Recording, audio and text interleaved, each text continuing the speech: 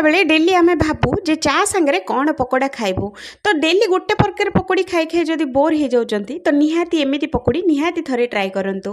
तो एटा होची हमर पनीर पकोड़ी। एटा हम घरे अति सहजरे एटा बनी जिवो पुणी मात्र 2 मिनिट रे ही ए पकोड़ी रेसिपीटे पूरा बनी जिवो। एटा पुणी घरुआ पनीर रे घरुआ पकोड़ी तो एटा बहुत बढ़िया लागिबो। ए घरुआ पकोड़ी निहाती थरे ट्राई करंतु। आशा करूची ए वीडियोटा बहुत भल लागिबो बोली। तो चलतु फ्रेंड्स आज बनइबा आम पनीर पकोड़ी। तो चलतु पलैबा रेसिपी आड़ को। तो मुझे नहीं जाइए होम मेड पनीर एटा मु निजे तैयारी करुच्ची घरे। एटा एतिकी पनीर मिनिमम एटा 200 ग्राम पनीर एइथरे 1 लिटर क्षीर रे एटा पनीर मु नहीं। तो चलतु या पीस पीस करके पतला पतला करके काटी नबा।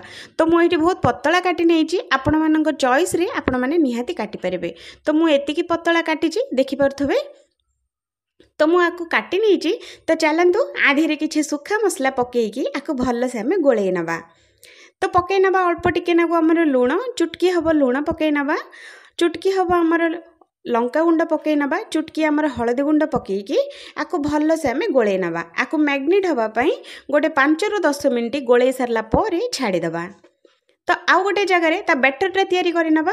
तो मु नहीं जाइए ये 3 चामच खंडे आमर बेसन ता देहरे पकई नेबी गोटे मीडियम साइज रो पूरा चुन चुन करके काटिकी पकई नेबी पियाज ता देहरे भृसुंगा पत्र टिके नाकू पकई नवा। सेटा भी पूरा चुन चुन काटिकी पकईबा। स्वाद अनुसार लुण आधे पकई नवा।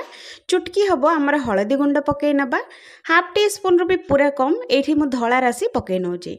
तो अल्प टिके नाकू कुटा होता लंका गुंड ये हाफ टी स्पून नहीं जाइए। हाफ टी स्पून रू भी कम धनिया पाउडर मु पकई नहीं। हाफ टी स्पून रू भी कम ये अदा आउ रसुण पेस्ट पकईकी आपको भलसे आम पानी पकईकी आपको भलसे गोटे बढ़िया बैटरटे तैयारी करवा जोटा कि पार्टी देखला मात्रे केबे खाइबी खाइबी इच्छा हम सेमितिया बैटरटे पूरा स्मूथ बैटरटे तैयारी करवा। तो आधे अल्प अल्प पानी पकईकी गोटे बढ़िया बैटरटे तैयारी करवा। तो देखिपे फ्रेंड्स मुझे बैटरटा तैयारी कर देइछि। बेसी पतला करवानी बेसी मोटा भी करवानी। तो बैटरटा रेडी हो गलानी। ता धीरे जो मु पनीर पीस गुड़ाक जो काटिकी रखी थी तो से पनीर पीस गुड़ाक सबू आधे आम पकई नवा। पकईकी आपको गोटे 2 मिनिट छाड़ी नवा। तेल बसैबा। तेल गरम हो सारा पर यू गोटी गोटी करके आपको सबू पकईकी आम छाणीदबा।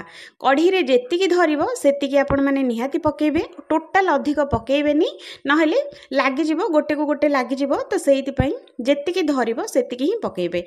जेतिकी कि आम घांटिया आमको सहज होथबो सेतिकी ही पकेबे। तो मुझे 5 ରୁ 6टा पीस मु आधे पकई नहीं।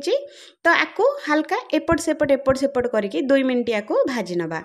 तो देखिपे फ्रेंड्स 2 मिनिट रे गुड़ा पकोड़ा पूरा रेडी हो गलानी। देखिले ना बेसी टाइम टोटाल लागबनी शीघ्र शीघ्र हो जिवो। तो आउ बाकी तक जेतक रहिला सेम सेहीपरी आपको गोटे गोटे करके आदको सबू आम पकई नवा। तो देखिपे फ्रेंड्स मु पकई नहीं। यही पनीर पकोड़ाटा बहुत टेस्टी लगे बहुत बढ़िया लगे। निहाती थरे बनातु खाइला परे टेस्टा केमिति अछि कमेंट जरिया जनइबा जमा भी भूलिबेनी। तो देखिपे आपको दीपट साइडटा उल्टे दबा। एगुड़ा भी गोटे 2 मिनिट फ्राए करके एगुड़ा भी काढ़ी नवा। तो देखंतु फ्रेंड्स 2 मिनिट मोर पनीर पकोड़ा एटा भी पुणी मो घरुआ पनीर पकोड़ा। तो केमिति लागुची कौन निहाती कमेंट करेंगे। जदि भल लगुच तो निहाती थरे ट्राए करंतु। आशा करुँचे वीडियोटा बहुत भल लगे बोली। जदि मो फेसबुक पेज रू जदि देखु थांती तो पेजटा को निहाती फॉलो करंतु। जदि यूट्यूब चैनल रू देखु थांती तो प्लीज मो चैनल टी को सब्सक्राइब करनियंतु। तो देखंतु जातु शीघ्र शीघ्र चा बसातु 5 मिनिट चा फुटिबो 2 मिनिट रे पकोड़ा रेडी हो जिवो। तो केमिति लागुची चा संगे निहाती बढ़िया लगिबो। तो मु रोहुची।